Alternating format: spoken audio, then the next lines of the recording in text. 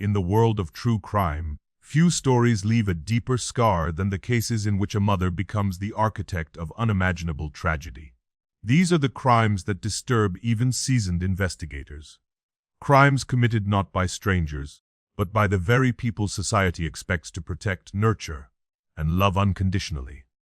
Across the United States, a handful of cases stand apart for their sheer brutality, calculated planning, and the profound betrayal at their core. In this video, we're diving into the most shocking and complex stories of women who crossed a line almost no one can fathom. From fires staged in the dead of night, to elaborate deceptions rooted in psychological collapse, to years of starvation hidden behind closed doors, each case reveals a different facet of human darkness. These are the lives lost, the lies uncovered, and the chilling details that ultimately led to the harshest punishment the justice system can impose. Christy Michelle Scott, State, Alabama, age 47, execution date Aliv. Christy Michelle Scott, born in 1978 in Alabama, grew up in a small community in Russellville. She lived with her husband and 2 sons, and was perceived as a quiet, unassuming mother. But behind that ordinary exterior lay a history intertwined with suspicious arson cases. In the quiet darkness of rural Alabama, a fire can mean many things: accident, tragedy, or, in rare and unsettling cases, intention. On August 16, 2008, when flames engulfed the Scott home in Russellville, neighbors awoke to the frantic cries of a mother screaming for help. That woman was Christy Michelle Scott, a name that will soon become synonymous with one of the most haunting child murder cases in the state's history. At first glance, she looked like a victim, a panicked mother who had escaped with one child while another was trapped inside. But the deeper investigators looked, the more the story burned away at the edges, revealing something darker beneath the smoke. Christy had always been perceived as a quiet, unremarkable woman. To the people of Franklin County, she was simply a mother raising 2 boys in an ordinary home. But the tragedy of that August night demanded scrutiny, and attention quickly shifted from sympathy to suspicion. Firefighters found 6-year-old Mason unresponsive in his bedroom. At the autopsy table, a chilling truth emerges: soot in his lungs, and dangerously elevated carbon monoxide levels. He had been alive, awake enough to breathe in the fire that surrounded him. He had not died before the flames. He died because of them. For investigators, the scene did not behave like a normal house fire. Smoke alarms had been removed. Not broken, not melted, but physically taken down. Electrical outlets did not show failure. And while Christy insisted the fire was fast and overwhelming, professionals noted that the burn pattern suggested ignition at specific points, not a spontaneous blaze. Then came a discovery that would shift the entire investigation from possibility to probability. Just 12 hours before her house caught fire, Christy had purchased a $100,000 life insurance policy on Mason. It was not the first time fire had touched her life either. Years ago, her father's home burned under suspicious circumstances. Her grandmother's home had also seen flames. And in 2005, Christy's own residence caught fire twice in 1 week. None of those incidents were proven deliberate. But each now echoed like a warning no one had recognized. Interest in the case intensified as investigators pieced together the final hours of Mason's life. That evening, Christy had given her son an unusually high dose of cough syrup. Enough, according to medical experts, to impair him but not kill him. It could have made him groggy, slow to respond, less likely to escape, less likely to scream, less likely to survive. Prosecutors later argued that this was part of her plan: sedate, then ignite. When Christy fled the house with her younger son, Mason remained behind, unaware of the danger building around him. The trial that began on June 12, 2009, captivated Alabama. In court, Christy appears timid, composed, sometimes tearful. Yet the evidence against her was methodical and unwavering. Fire experts proved that accelerants were likely used, though not in quantities detectable after the blaze. Insurance documents reveal the newly signed policy. A timeline emerges that aligns too neatly. Medication dosages removed alarms, money motive, prior fires, and a rushed escape that leaves one child behind. The prosecution builds a narrative of financial desperation hidden beneath maternal tenderness. They said Christy had killed her son for money, and that she had staged the fire to look like a tragic accident. Her defense countered with a different story. An electrical malfunction, possibly from a television cord. A theory suggests a deadly accident rather than deliberate murder. They emphasized her lack of criminal history, her role as a mother, her fear, her frantic cries for help. They argued that the case was built on assumptions, not certainties. But the jury did not see ambiguity. On July 8, 2009, they found Christy Michelle Scott guilty on all 3 capital counts: murder during arson, murder for financial gain, and murder of a child under 14. During judgment, something unusual happened. The jury leans toward mercy, 7 supporting life without parole, 5 supporting death. Normally, such a split would spare her from execution. But Alabama, at that time, held a rare legal power judicial override. A judge could reject the jury's recommendation, and Judge Terry Dempsey did exactly that. He called the crime specially heinous, citing clear premeditation and an insurance motive that made the act cold and calculated. He imposed the death sentence. Public reaction was divided.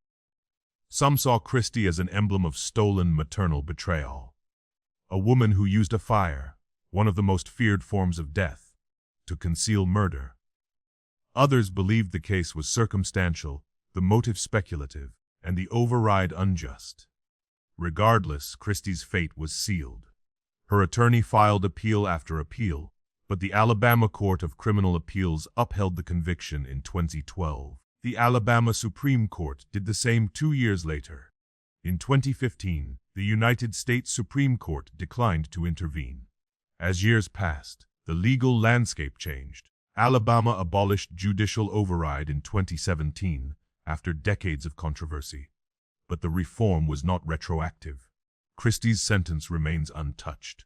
She now sits on death row at the Julia Tutwiler Prison for Women, a facility known for housing some of the most difficult and tragic cases in the state. There, she lives in quiet confinement, waiting for a future that grows increasingly uncertain. Desire, if such a word can apply in a case like this, comes from the public's need to understand why. Why would a mother kill her own child? Was it greed? Desperation? Psychological fracture? Or was it, as some still whisper, a fatal accident misinterpreted through a lens of suspicion? Christy has never confessed. She maintains her innocence. And with no new evidence emerging, the narrative remains defined by the court's interpretation of that night. As the story settles into the archives of Alabama's darkest crimes, the action becomes introspection, an invitation for viewers and readers to examine not only the evidence but the broader implications. How far can financial strain push a person? How does the legal system handle circumstantial evidence? Should a judge ever override a jury? And most hauntingly, what truly happened inside that burning home? The case of Christy Michelle Scott endures because it asks these questions and refuses to provide easy answers. It stands as a reminder that behind every quiet facade may lie a far more complex truth, one that only reveals itself when the flames finally die down. Lisa Marie Montgomery, a Statey, Kansas, age 52, execution date January 13, 2021. Lisa Marie Montgomery, born in 1968 in Kansas, grew up in an environment rife with violence, poverty, and abuse. From childhood to adulthood, she suffered lasting physical and mental trauma. These wounds shaped her unstable psyche, leading to the crimes that shocked America. The story of Lisa Montgomery begins not with a crime scene, but with a childhood so violent and fractured that it seemed almost inevitable something inside her would eventually break. For many Americans, her name is synonymous with one of the most disturbing murders in modern history. A woman who killed a pregnant mother and cut the unborn child from her body. But to understand how she arrived at that moment in December 2004, one must first step into the world that shaped her, a world defined by pain, cruelty, and a desperate longing for escape. Attention came quickly the day the news broke. A young mother in Skidmore, Missouri, 23-year-old Bobby Jo Stinnett, had been found brutally murdered. Her baby was missing. The small farming town was left in shock, neighbors disenchanted, and investigators scrambling with a race against time urgency. An infant stolen from the womb meant a newborn fighting for life, somewhere out there in the hands of the person who had committed the unspeakable. That sense of collective dread spread across the country. Lisa Montgomery presented a seemingly unbelievable opening story. She showed off a premature baby, claiming it was hers. But those who knew she whispered about something but strange. Lisa had repeatedly claimed to be pregnant, despite having containing tubal ligation years earlier. She spoke of babies who never appeared and confessed that disappeared like mist. Experts then suspect she had pseudocyesis, a psychological condition where women believe they are pregnant despite all possible biological conditions. But at the time of the investigation, authorities saw no illusion. It was a digital chain. The investigation deepened as investigators began reconstructing the timeline and unraveling Lisa's secret life. To the outside world, she was a quiet mother of 4 living in Kansas. But behind closed doors, she carried within her the memories of childhood persisted. Violent assaults from her stepfather, exploitation by the men he invited into the house, the emotional torment from a mother who refused to interfere. These complex words had woven together into a psychological tapestry few could comprehend. As Lisa grew up, her marriage to her half-brother would free her from domestic violence, but she would face new uncertainties. Her already fragile mind was further damaged. That fragility collided with reality in December 2004. Through an online forum for dog breeders, Lisa arranged a meeting with Bobby Jo, who was 8 months pregnant. The two had interacted as hobbyists, talking about terriers and litters. Bobby Jo likely saw nothing dangerous about welcoming another breeder into her home. But Lisa arrived with a plan, long-formed and chilling in its details. Once inside the modest Missouri home, she subdued Bobby Jo, using a rope to choke her before inflicting the fatal injuries. Then she did what shocked even seasoned investigators. She used a kitchen knife to remove the fetus from Bobby Jo's womb. She cut the cords, cleaned the infant, and left the dying mother on the floor. Within hours, Lisa returned to Kansas, presenting the baby as her own. She called her husband. She sent photos. She constructed a story so elaborately rehearsed one might have mistaken her conviction for the truth. But the FBI quickly tracked her digital correspondence with Bobby Jo, and the next day, agents arrived at her home. They found Lisa holding the newborn, who was miraculously alive. She surrendered without resistance. DNA confirms the infant belongs to Bobby Jo. Desire, in the sense of the psychological need driving this crime, became the most controversial element of the trial. Lisa's defense argued she was profoundly mentally ill, the product of lifelong torture and a mind splintered beyond reason. They described her as delusional, convinced she was pregnant, driven not by murderous intent, but by a break from reality. Prosecutors, however, constructed a different narrative. They mentioned her actions showed planning, calculation, and a chilling level of awareness. She had researched how to perform a cesarean, forged pregnancy announcements, and prepared supplies. To them, she was not delusional. She was manipulative, capable of understanding the consequences, and fully responsible. In 2007, the jury agreed with the prosecution. They found her guilty of kidnapping resulting in death, a federal capital offense. In 2008, she was sentenced to death. For years, her case moved through the courts. Appeals cited her severe mental disorders, PTSD, brain damage, and a history of abuse so extreme it reshaped her neurological development.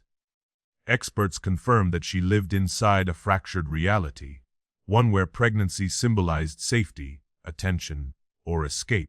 But the courts refused to overturn the sentence. Her past, tragic as it was, did not erase her responsibility in the eyes of the law. Action arrived 16 years after the crime. On January 13, 2021, inside the federal execution chamber in Terre Haute, Indiana, Lisa Montgomery became the first woman executed by the U.S. federal government since 1953.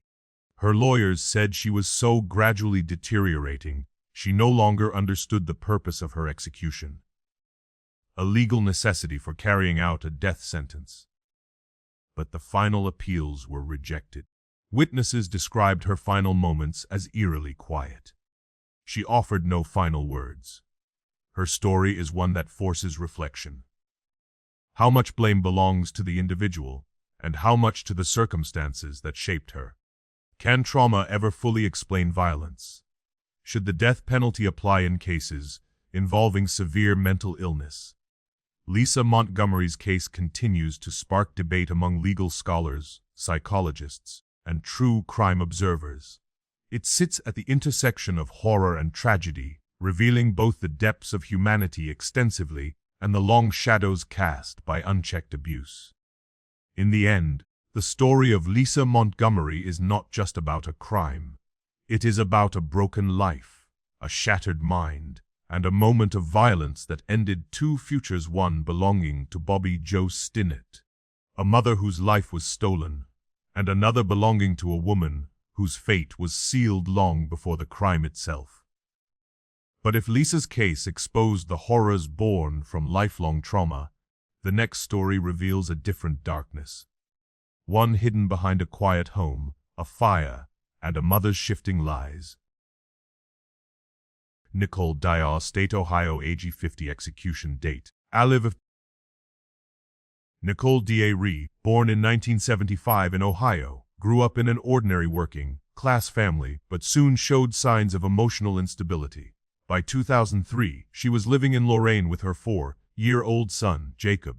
Outwardly a young mother, Nicole's life was filled with chaos and dangerous secrets. The story of Nicole Diar begins in a quiet Ohio neighborhood, the kind of place where family homes line the streets and tragedy feels like a distant possibility.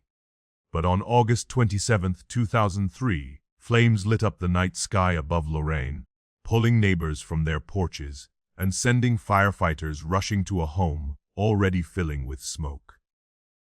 When the blaze was finally subdued, first responders made a heartbreaking discovery inside 4-year-old Jacob, lying lifeless in the charred remains of his bedroom. At first glance, it seemed like a tragic accident, one of those devastating house fires that strikes without warning. But as investigators began their work, they uncovered something far more sinister, something that transformed the incident from misfortune into murder. Attention latched onto the case almost immediately. The fire didn't behave the way accidental fires are usually caused by. There were no natural ignition points, no faulty wiring, no flammable household items overheating. Instead, investigators found unmistakable traces of gasoline soaked into the floor. This was no accident, it was a deliberate burn. And then came the autopsy results, and with them, the details that changed everything. There was no soot in Jacob's lungs. That meant he had not breathed during the fire. The flames that consumed the house did not kill him. He died before the first spark ignited. The community recovered. Jacob had been a familiar face, a small boy with a shy smile who played in the yard while Nicole watched from the doorway. How could this have happened? And more importantly, who was responsible? The interest stage of the investigation digs into Nicole's life with precision. At first, she appeared devastated, shaking as she told officers she had tried to get to Jacob, but was pushed back by thick smoke. Yet there were glaring inconsistencies. For someone who had supposedly fought through flames, her clothing had no soot stains, no burns, not even faint the scent of smoke. Her story shifted under questioning, small details bending with each retelling. Then babysitters came forward with disturbing testimony. They explained that Nicole had been giving Jacob prescription pills that weren't his, medication belonging to her niece, drugs strong enough to sedate a child. When they asked why, her answer was chilling. "I just want him to stay quiet." These statements painted a portrait of a mother overwhelmed, irritated, resentful, perhaps even dangerous. As investigators dug deeper, the timeline leading up to the fire grew darker. Gasoline found inside the house pointed to premeditation. The absence of soot in Jacob's lungs suggested he had likely been drugged or harmed before the fire.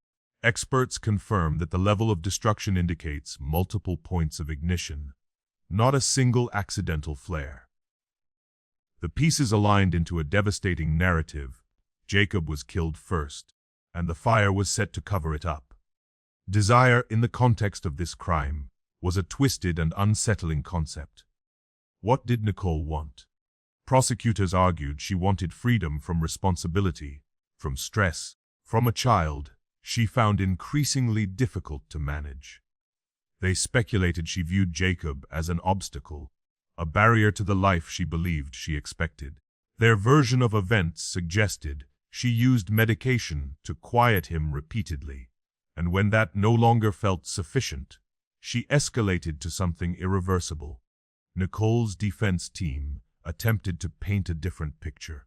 They argued she was overwhelmed and emotionally unstable, but not a murderer. They challenged the timeline, questioned the interpretation of medical findings, and pointed to her inconsistent behavior as evidence of shock rather than guilt. But the jury saw the totality of the evidence, and in 2005, Nicole was convicted of aggravated murder, arson, tampering with evidence, and child endangerment. She was sentenced to death, one of the rare women in Ohio to receive such a penalty. But Nicole's story didn't end in the execution chamber. During appeals, attorneys discovered that the jury had not been properly instructed during the sentencing phase. Specifically, they were not told that a single juror had the power to prevent a death sentence. This omission constituted a constitutional violation, and in 2008, the Ohio Supreme Court overturned her death sentence. Action shifted to a new courtroom in 2010, during Nicole's resentencing. With procedural errors corrected and the original evidence still intact, the jury delivered a different, but still severe outcome: life imprisonment without the possibility of parole. Nicole would never walk free again, but she would also never face execution. Today, Nicole Diar resides at the Ohio Reformatory for Women in Marysville, serving the remainder of her life sentence. Her case continues to haunt true crime observers, not because of elaborate forensic puzzles or courtroom theatrics, but because it represents something far more unsettling: a mother choosing silence over safety, violence over care, destruction over nurture. The haunting question that lingers is not just how Jacob died, but why. Was Nicole driven by resentment, desperation, emotional collapse, or did a pattern of neglect evolve slowly into intentional harm? The truth may never be fully known, because Nicole herself has never offered a satisfying answer, only fragments, contradictions, and long, cold silence. The fire that consumed her home burned out quickly, but the story it reveals continues to smolder, reminding us how closely human vulnerability and darkness can coexist, even in the most ordinary of places. Yet, as disturbing as Jacob's death was, the cruelty in our next case unfolded slowly, silently, over years. until starvation turned a child's suffering into an unthinkable tragedy. Tiffany Nicole Moss, Stati, Georgia, age 42, execution date alive. Tiffany Nicole Moss, born in 1983 in Georgia, worked as a preschool teacher and lived with her husband and their 2 children. When she joined her new family, her husband's child from a previous relationship became strained, leading to a tragedy that shocked the entire state. The case of Tiffany Nicole Moss begins not with a single shocking event, but with a slow, quiet cruelty that escalated in the shadows of a suburban Georgia apartment. It is a story that forces the public to confront the darkest edge of domestic life, where neglect becomes violence and silence becomes a weapon. On October 28, 2013, when police were called to the Moss residence in Lawrenceville, they did not yet know that they were about to uncover one of the most disturbing child homicide cases in the state's history. Attention turned immediately to the horrifying condition of 10-year-old Imani Gabrielle Moss. What authorities found was nearly beyond comprehension. Her small, malnourished body, weighing only 32 pounds, the typical weight of a toddler half her age, tucked inside a trash can the family had attempted to burn. Her death was not sudden. It was not accidental. It was the result of prolonged starvation, isolation, and systematic abuse carried out in the place where she should have been safest, her own home. As investigators pieced together what had happened, the spotlight shifted to Tiffany, Imani's stepmother, and to a lesser degree, her father, Eman Moss.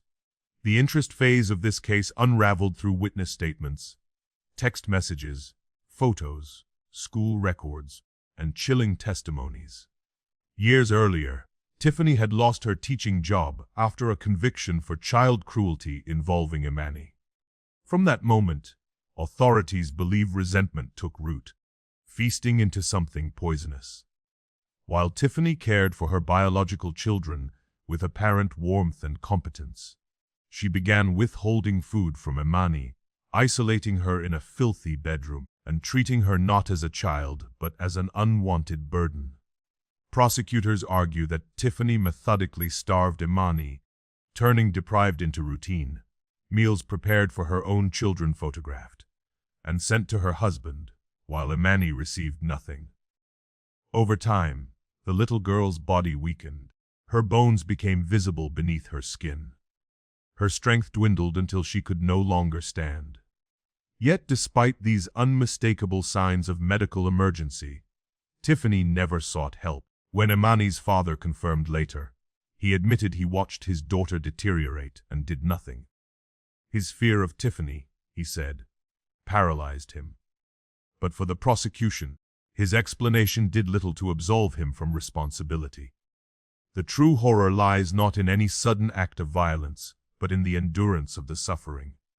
Day after day, Imani was locked in her room, hungry, alone, and desperate. The world outside continued as normal. Cars drove by, children played, families shopped for groceries. And inside that apartment, a child slowly faded away from neglect, so profound it became fatal. Desire in this case does not point to what Tiffany wanted in a material sense, but to the psychological drivers fueled her actions: resentment, control, and an unspoken wish to erase Imani from her life. The child had become a symbol of unwanted responsibility, a constant reminder of a past mistake that cost Tiffany her teaching career. Investigators established that the stepmother's disdain grew into targeted cruelty, her coldness into indifference, and eventually her indifference into lethal neglect. When Imani finally died alone and locked away Tiffany and Eman attempted to conceal the crime. They placed her body inside a metal trash can, diffused it with lighter fluid, and tried to burn it. But the human body does not easily turn to ash. The attempt failed, and when the father panicked and called 911, the truth began to unravel. The action portion of this tragedy unfolded in court in April 2019. In a rare and controversial decision, Tiffany chose to represent herself. She delivered no opening statement, cross-examined no witnesses, called no experts, and presented no defense. Court observers described her demeanor as expressionless, disconnected, as though she were a silent spectator at her own trial. To many, this silence felt like indifference, a confirmation of the prosecution's portrait of a woman devoid of remorse. The jury deliberated quickly. Their verdict guilty on all counts, including malice murder, felony murder, and cruelty to children. During sentencing, they described the abuse as outrageously vile, horrible, and inhuman, a legal threshold that allowed them to impose the death penalty. Tiffany Moss became the first woman in Georgia to receive such a sentence since the 1970s. To this day, she sits on death row at the Georgia Diagnostic and Classification Prison, awaiting the slow, grinding process of appeals. Her husband, who testified against her, is serving life without the possibility of parole. But even with both perpetrators behind bars, one question continues to haunt everyone who hears this story. How could this have gone unnoticed for so long? Imani's case sparked widespread public outrage, prompting debates about school oversight, social services, and the community's role in recognizing signs of severe neglect. Teachers had once expressed concerns, but after Tiffany withdrew Imani from school for homeschooling, the child slipped entirely out of the system. There were no wellness checks, no mandated follow-ups, no safety nets. Her disappearance from public life went unchallenged, and her suffering continued in the dark. The story of Tiffany Nicole Moss forces us to confront the uncomfortable truth that cruelty can hide behind ordinary walls, in families that appear functional, in neighborhoods that assume nothing bad could happen next door. It is a reminder that neglect can be as deadly as violence, and that silence, whether chosen or coerced, can kill just as surely as a weapon. Imani Moss did not die in a moment of rage. She died little by little, hunger by hunger, day by day. And that, perhaps, is what makes this case so unforgettable. The cases you've just heard are more than courtroom transcripts or headlines from the past. They are reminders of how unimaginable harm can unfold quietly, slowly, inside ordinary homes. Each victim in these stories was a child who depended on the one person meant to protect them. And each investigation uncovered layers of deception, fear, and devastation that shook entire communities. While the justice system delivered its most severe response, questions still linger. How did warning signs go unnoticed? What pushes a parent to commit the unthinkable? And could any of these tragedies have been prevented? These cases force us to confront uncomfortable truths about neglect, mental health, domestic secrecy, and the fractures that can lie hidden beneath seemingly normal lives. If you found this video informative, consider subscribing for more in-depth true crime breakdowns. And now, we turn the conversation to you. Which case shocked you the most, and why? Share your thoughts below. Your perspective helps keep these stories alive, not as sensational tales, but as lessons we can never afford to ignore.